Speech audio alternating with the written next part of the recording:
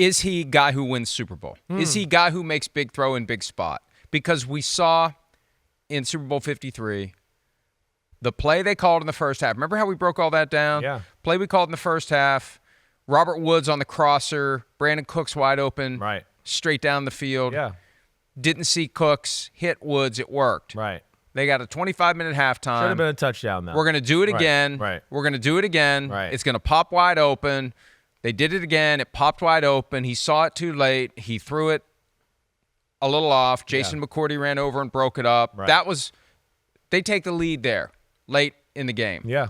Well, you only get so many opportunities First touchdown to of the score a game. It touchdown. would have There been was 7-3, right? Would have been 7-3 or Yeah, 10-3. maybe 10-3, right. Yeah, so that was it. That was it. And I think that's the thing that ultimately stuck in Sean McVay's craw. They still gave him the contract after that. Right.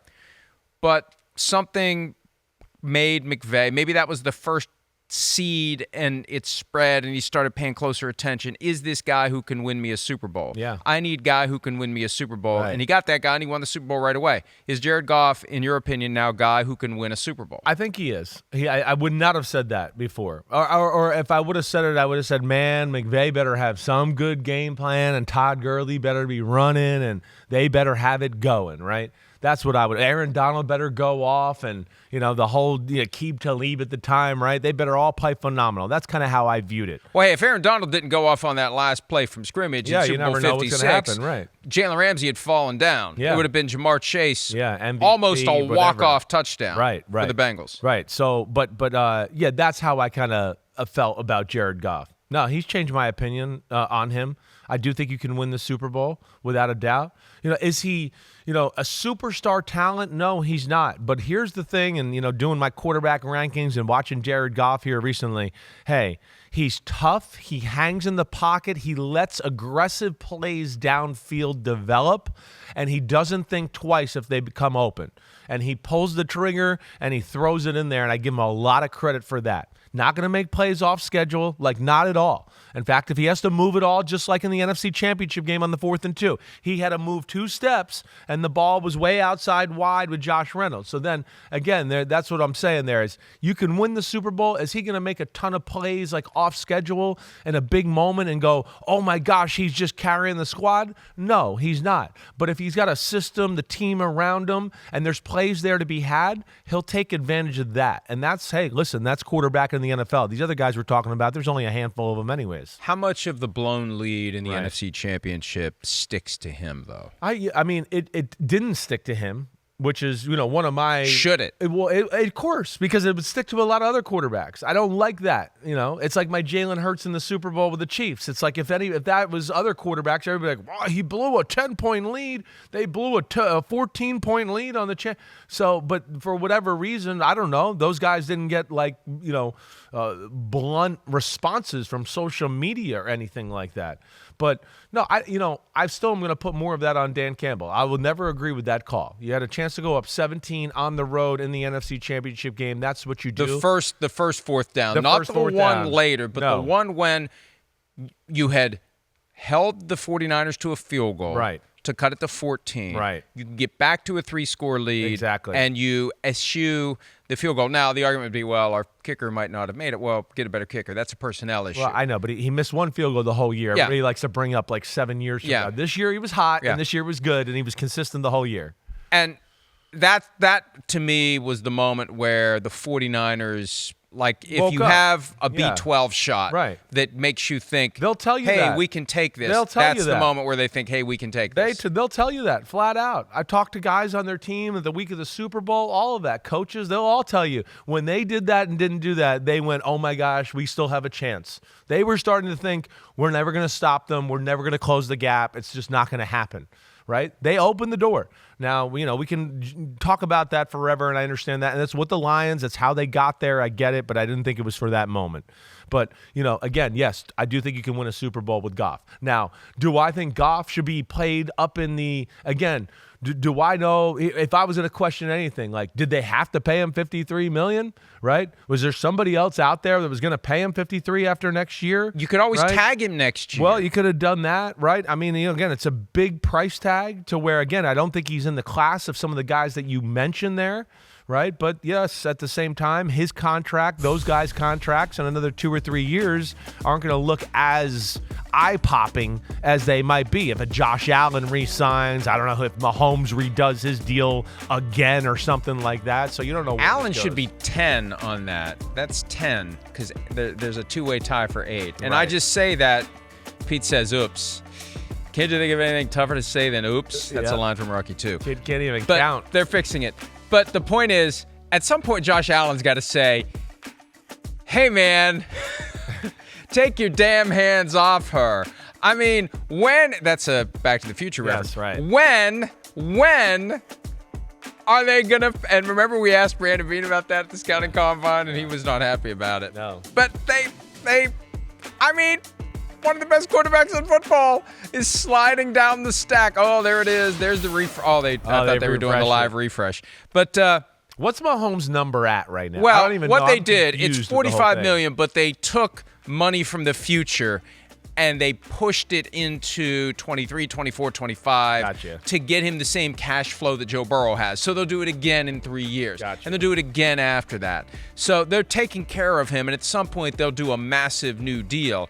But they did the right thing. They didn't have to do it. They moved money around to simulate the same money that Joe Burrow is getting because Mahomes was paying very careful attention to what happened with Burrow last year. And Mahomes is never going to make a big stink, but there's a certain point where it's like, dude, what are you doing?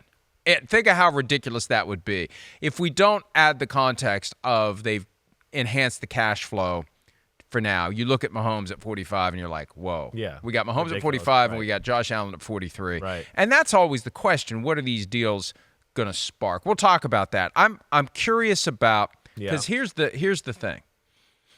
And Dan Campbell, after they lost to the 49ers, he told the players, and he was candid about this in his press conference right after the game. This is the value of having press conferences right after a game because by the next day, you feel differently. Because by the next day, Dan Campbell did feel differently. But right after the game, his attitude was, we may never get back here. Yeah, he knows how This hard may have it been is. it. It's hard. It's hard. I mean, you've got to have a special season. Right. You get 2 home playoff games. Right. They barely beat the lucky and Rams. stay healthy. They barely beat the Rams. Right. The Tampa Bay Buccaneers were not an easy out. And then they tried to hand it to them late. That's still one of the most overlooked wrinkles of the entire season. How the Lions inexplicably mismanaged the clock in the final minutes of the divisional round game, and the Buccaneers let them. That's amazing. Unexplored, unscrutinized, but they needed that. And then they get all the way to the point where they almost beat the 49ers. That was my reaction to Kyle after they lost the Super Bowl after the 2019 season. I just want to get back there and, hold the 10-point lead. Well, that's the hard part. Holding the 10-point lead in the second half of the Super Bowl should be the easy part. Yeah. Everything before that Right, getting is there. really hard. Yeah, right. And I'm looking at their opponents because we'll know this tomorrow night when the games are played, and that's when the schedule comes to life. They've got their 6 division round games. They've got the Rams, Seahawks. They play the AFC South, which is not the cream puffs it was. No. They got the Bucks. They got the Bills. They go to San Francisco. They go to Dallas. They go to Houston. They go to Indianapolis. Yep. And in some respects, it's kind of good to lock this deal in before we see, pow, wow, this isn't going to be easy for the Lions. They're running it back with Jared Goff. This isn't going to be easy. Yeah, well, we know it's not going to be easy. I mean, They're the team now for the first time in years. There's they're a the real team that bullseye. everybody's like, let's go. They're the measuring There's no stick. doubt about it. There are. I mean, and hey, there's ways I look at it still and go, hey, in some ways, I think Kansas City's lucky San Francisco won. Kansas City matched up better with San Francisco, I think, than they did with the Detroit Lions in a lot of ways. I don't know if that outcome would have been the same, right? But yeah, they're the cream of the crop of football.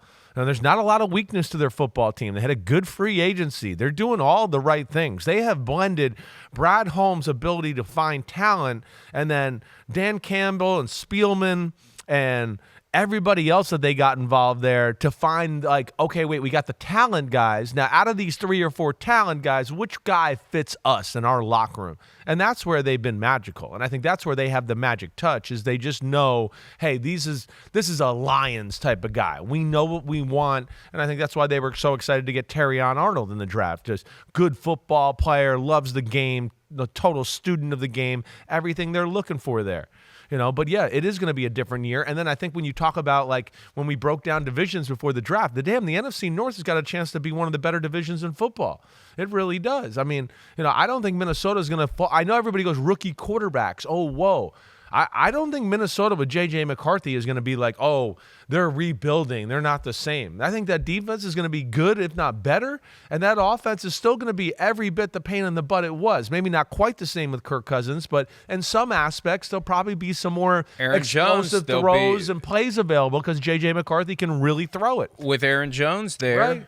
And they were amazed. They were amazed Right? Aaron Jones was available. Look at the playoff game he had. know. I mean, he missed a lot of games last year due to a hamstring injury, but when he's healthy, he's a still game breaker. pretty damn good. He is. So you look at the division, and like you said, the bullseye, and the fact that they're going to have to play a first place, schedule this year. Yeah, it is going to be a different year here this year, certainly. And I think that's where we'll be into looking at Jared Goff. How can he carry the team in big moments? And then of course we'll still gonna kind of look at Dan Campbell and his calls, and is he going to still be aggressive and just have this no conscience go for it all the time? I'm interested to see how they continue to approach this right now. The only thing we know about the Lions' schedule for now is they won't be going to Dallas on Thanksgiving because they play at home themselves on Thanksgiving. Right. But there'll be some big platform games. We did the draft yesterday, the teams we want to see the most in prime time, and the Lions were right up there.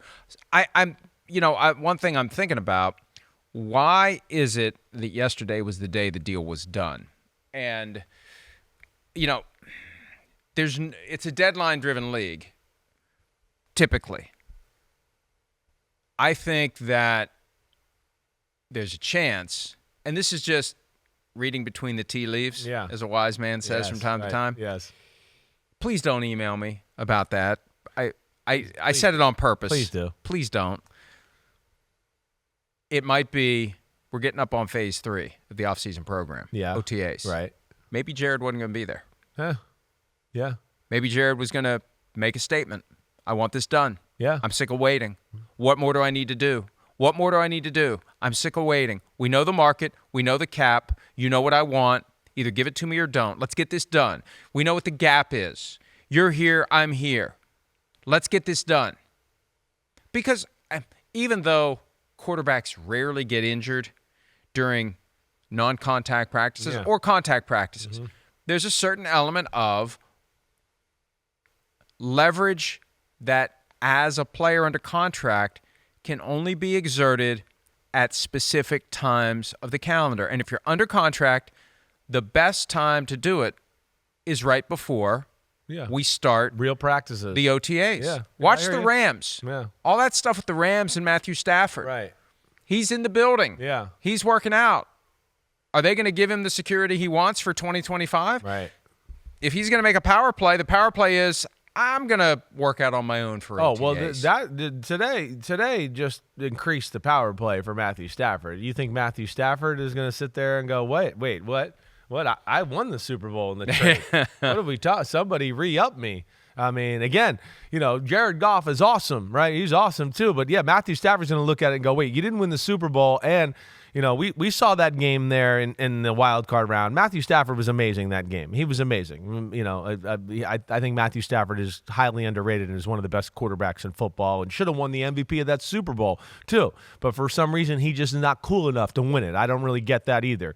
But, it should have been Aaron Donald. Or it could have been Aaron Donald. Yeah. I'm with you there. Shouldn't have been Cooper Kupp. All due respect to Cooper Kupp. My point, though, and I forget where I was going to go with this here. That Stafford should be saying, yeah. F you, pay me. And with Jared you had a fire, F you, pay me. He should. And Jared Goff, I don't think he's the kind of guy that's like, hey, I'm not going to practice, but I'm sure they've let them know through their agent and everything, like, hey, we want to get this done. And I would think, to your point, too, that a lot of this was probably very close to done, before the draft. They just didn't get a few little details figured out, and they finally did that here in the last 2 weeks. There's a certain point where your patience runs out. I'm a good soldier. I'll do whatever you want me to do. Yeah. But, okay, when are you going to reciprocate? I've done everything you've asked me to do. I've exceeded expectations. And we've been screwing around with this for months now. And I've got one piece of leverage. I got one card I can play, and that is I'm not coming to OTAs. And that's not something he has to say. That's the value of having the agent. The agent can say, hey, Jared's a little upset. And, I'm telling Jared what his options are. And Jared doesn't have many options. But, one of his options is just not show up on Monday for the OTAs, whenever they start their OTAs. Right. No, it's not show up. And, if I tell him not to go, he'll listen to me. And I don't want to have to do that. We shouldn't have to do that, Brad. We should get this deal done now. We're going to get it done anyway. And why would you want to wait? We're going to talk about that wrinkle. Because yet again, our theory has been proven, and it's really not that complicated. Don't wait to do these deals because somebody else is going to do a deal that's going to make Matthew Stafford or some of these other guys we're going to talk about say, that guy got that? Right. Yep. Time to pump up what we want. Hi, it's Mike Florio. Thanks for watching PFT on YouTube. Hit subscribe for the latest news and analysis from Pro Football Talk.